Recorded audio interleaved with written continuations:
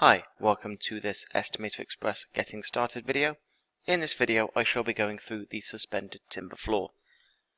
To go to the workbook, I am going to go to my Workbooks tab, go to my Flooring button, and move through Suspended Floor and select the Suspended Floor Typical House Floor. This will take me through to the worksheet name to confirm the name as floor and location. I'm going to change the location to, say, extension. When I'm happy, I can click OK, and it will take me through to my dimensions wizard. For the suspended floor, I can now start adjusting these figures to suit my estimate. In here I have the 4.2 for the length of the joist. I'm going to change this to 2.2. I'm going to be running the timbers the shortest distance I can. There is a 0.1 bearing for each end of the joist, and there is a 2.4 spacing for the noggins. I'm going to reduce this down to 1.2 in case I want to run my plasterboard the other way. I can then move on to the next page. In here now I can change the width of the floor in here to 3.4. I can confirm my joist spacing, and in here as well my straps at 2 meters. I have number of end straps, I have 2. I'll move on to the next page. In here I have my perimeter of floor to receive ceiling. I'm going to change this to 11.2 as the total of all my wall lengths internally. I can have a look at how many trimmers I may need, or length of trimmers. As there is no stairs in this floor, I can leave the trimmers out.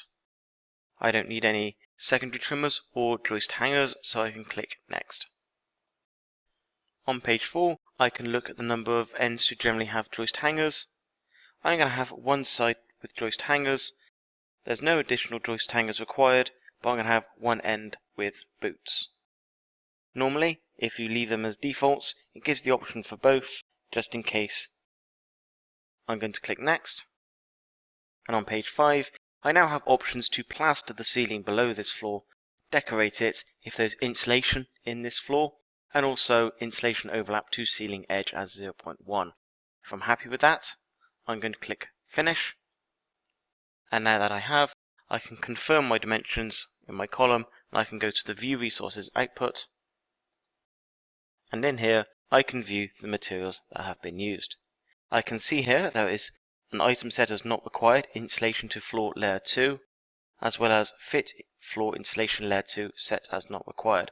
This means I have the option to add in a secondary layer, but it's not a prerequisite. It will notify me if I leave the workbook without looking at these and ask me if I wish to review them. If I say no, I go straight out. If I say yes, it will bring me back into the View Resources output so I can make the changes required. If you don't need them, you can right click and set them as not required. If you do want to have a second layer of insulation, then you can add them in now.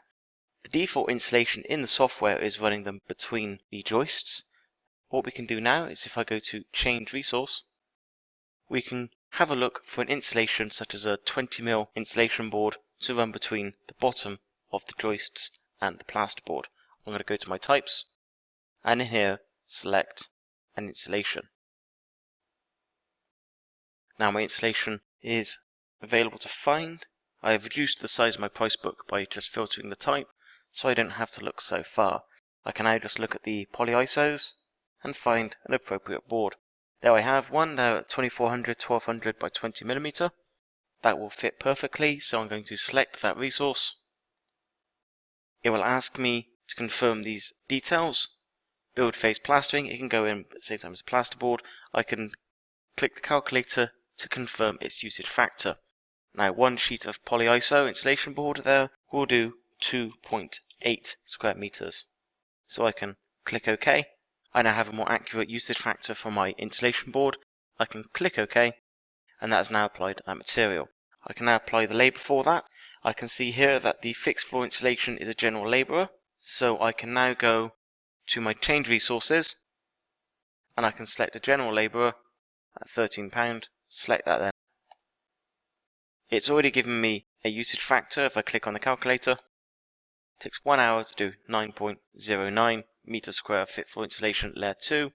Click OK, OK again, and that has now worked out the additional layer.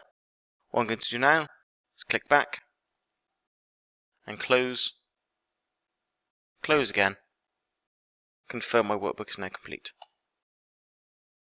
I have now done my suspended floor, and I can move on to the next stage.